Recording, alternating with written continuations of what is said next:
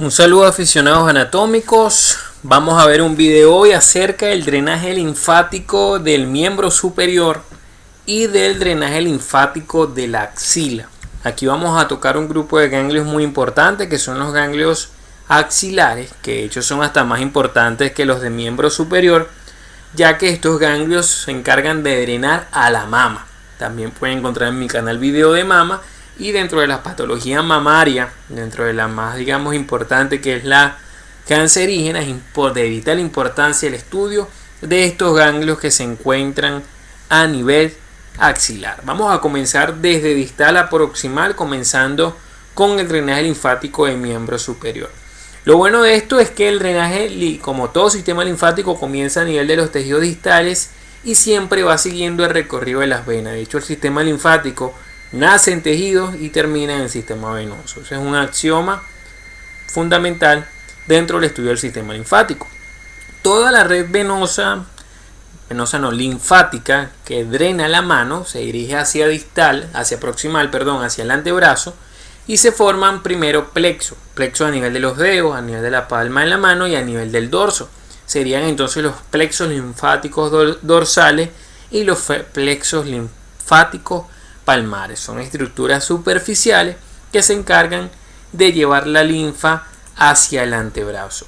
Aquí vemos los dorsales y aquí vemos estos son los palmares, lo que ven en negro, y aquí vemos los dorsales superficiales también justamente en negro. Cuando ellos llegan a nivel del antebrazo, ellos siempre van buscando el recorrido de las venas, porque finalmente la linfa llega al sistema venoso. Hay un grupo que va buscando a la vena cefálica, que es la lateral, y un grupo que va buscando a la vena basílica. Se denominan entonces el grupo cefálico el primero y el grupo basílico de vasos linfáticos. Todavía no hablamos de ganglios, es vasos, que son estructuras más o menos del sistema vascular. Luego estos vasos linfáticos van a confluir en el primer grupo de ganglios que encontramos en el miembro superior, que son los ganglios supraepitrocleares. Estos ganglios también son llamados ganglios cubitales. Son los mismos, se encuentran por encima de la epitróclea en la parte medial del codo. Es el primer lugar y el único lugar donde de hecho tú palpas ganglios en la extensión del miembro superior.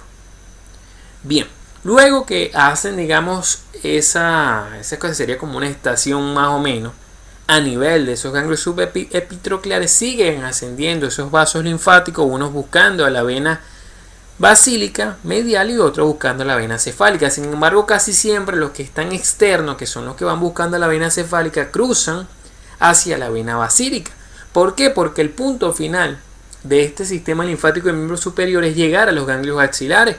Y si yo sigo a la vena cefálica, me queda mucho más lejos a la vena axilar.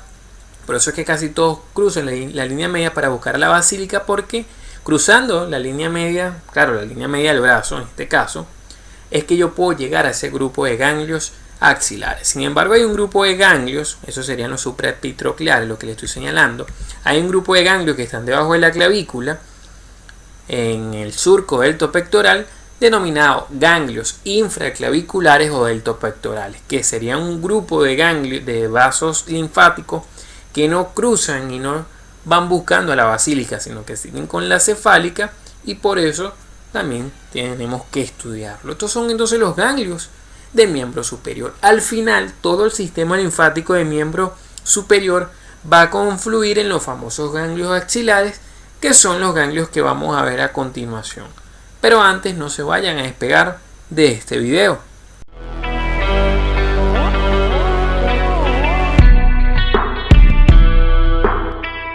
Te invito a suscribirte. Aquí en la esquina inferior derecha, dale clic.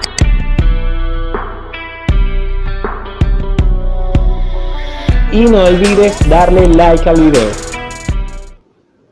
Suscríbanse entonces al canal. Aquí abajo usted ve que dice suscribirse. Dele clic allí y automáticamente queda suscrito al canal. Puedes acceder a todo el contenido. Miembro superior está completo. Músculos, articulaciones, nervios, arterias, drenaje venoso. Todo está completo del miembro superior. Solamente tienes que suscribirte para poder acceder a todos los contenidos de mis videos de anatomía. Y si hay algún video que no encuentres dentro del canal, escríbeme a ver si te lo realizo en los siguientes videos que estaré realizando posteriormente. Vamos a comenzar hablando entonces de estos ganglios axilares, que ya sabemos que son la estación final del drenaje linfático de miembro superior. Estos ganglios axilares son un grupo de ganglios bastante importantes porque ellos drenan a la mama, al miembro superior y a estructuras incluso que están por encima del ombligo. Me refiero a estructuras de la pared torácica. Entonces, cualquier patología cancerígena que necesite hacer metástasis, tal vez por vía linfática, probablemente use estos ganglios como vía. Por eso tenemos que estudiarlos desde el punto de vista anatómico, desde el punto de vista clínico, tenemos que tocárselos a todos los pacientes porque el aumento de tamaño de esos ganglios nos puede, digamos, orientar hacia ciertas patologías. Claro, no todas son las cancerígenas, pero sí son las más importantes de las que podemos, digamos, ver a ese nivel. Estos ganglios axilares son un grupo de ganglios que dividimos en 5 grupos de manera arbitraria, realmente se dividen de manera arbitraria. Primero tendríamos el grupo externo, que es el grupo específico al que llegan las estructuras del miembro superior. Se encuentran posterior y a lo largo de la vena axilar. Luego tendríamos los ganglios pectorales, también llamados ganglios interpectorales, que estos ganglios son los que drenan principalmente a la mama. Los interpectorales lo vemos mucho entre el músculo pectoral mayor y el pectoral menor, mientras que los propios ganglios pectorales están a lo largo de esta estructura venosa. Recuerden que ellos siempre están buscando a las venas, que sería la vena mamaria externa. Luego tendríamos los ganglios subescapulares, también llamados ganglios posteriores, que ellos drenan la parte posterior de la escápula y la parte posterior del dorso, la parte linfática. Luego tendríamos a los ganglios centrales. ¿Por qué son importantes esos ganglios centrales? Porque ellos drenan a su vez a los externos. Ven que los externos los llevan hacia allá. Drena a los subescapulares, drena a los pectorales y a los interpectorales. O sea, son los ganglios famosos llamados ganglios centrales. Muy bien. Estos ganglios centrales, junto con los ganglios externos, generalmente son los que tienen mayor número. Pueden tener de 10 a 14 ganglios cada uno. Mientras que por su parte, los otros grupos de ganglios generalmente tienen de 1 a 7. No son tantos la cantidad de ganglios que tienen.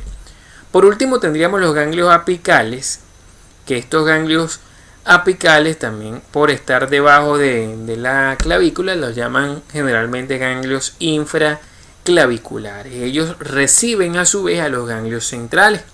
Estos ganglios apicales son los que finalmente van a formar unos troncos que son los llamados troncos subclavios. Y a través de esos troncos subclavios, que pueden ser 2 o incluso 3, es que llegan al ángulo yúgulo subclavio, vean, entre la vena yugular interna y la vena subclavia del lado derecho, o ganglio yúgulo subclavio izquierdo, aunque generalmente los izquierdos drenan primero en esta estructura denominada el conducto torácico.